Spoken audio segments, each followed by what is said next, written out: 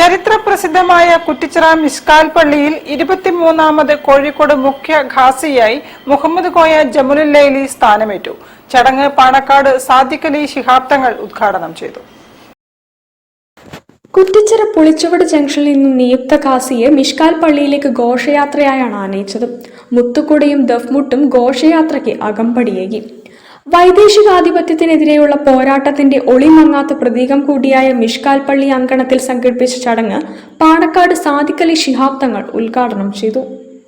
വിദേശ അധിനിവേശമൊക്കെ കുറെ അതിനൊക്കെ സാക്ഷ്യം വഹിച്ചിട്ടുള്ളൊരു മണ്ണാണ് കോഴിക്കോട്. ചരിത്ര നഗരമാണ്. ആ ചരിത്ര നഗരത്തിൽ ഇവിടെ മുസ്ലിങ്ങളും തിങ്ങിപ്പാർക്കുന്ന ആ ഒരു നാഗരികതയാണ് കോഴിക്കോടിനെ വ്യത്യസ്തമാക്കുന്നത്.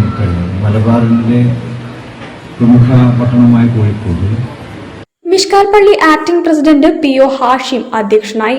മേയർ O സദാശിവൻ മുഖ്യാതിഥിയായി. നമ്മുടെ ആരാധനാ കേന്ദ്രം ഒരു നാടിന് ഏറ്റവും നല്ലതുപോലെ വെളിച്ചമാകുന്നത് എങ്ങനെയാണ് എന്നതിൻ്റെ ഒരു സന്ദേശമാണ് ഈ നാടിനകത്ത് മിഷ്കാൽ പള്ളി പ്രസരിപ്പിക്കുന്നത്.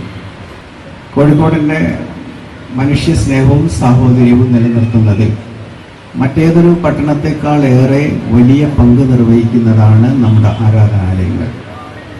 തുടർന്ന് ഖാസിയെ തലപ്പാവണിയിക്കൽ ചടങ്ങ് മിഷ്കാൽ പള്ളി ആക്ടിംഗ് പ്രസിഡന്റ് PO ഹാഷിം നിർവഹിച്ചു. സ്വാഗത സംഘം ചെയർമാൻ CBV സിദ്ദീഖ് ഔദ്യോഗിക വസ്ത്രം കൈമാറി.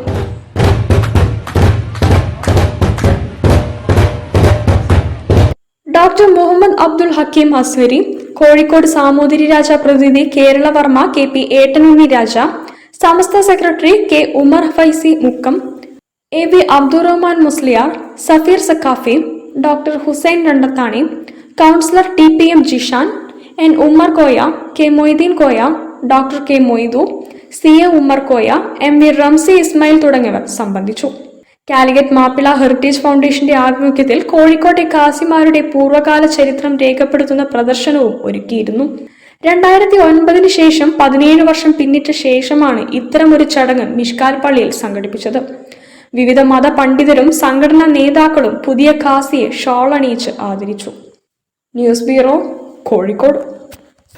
കോളേജ് വിദ്യാർത്ഥി നിതിന്റെ മരണം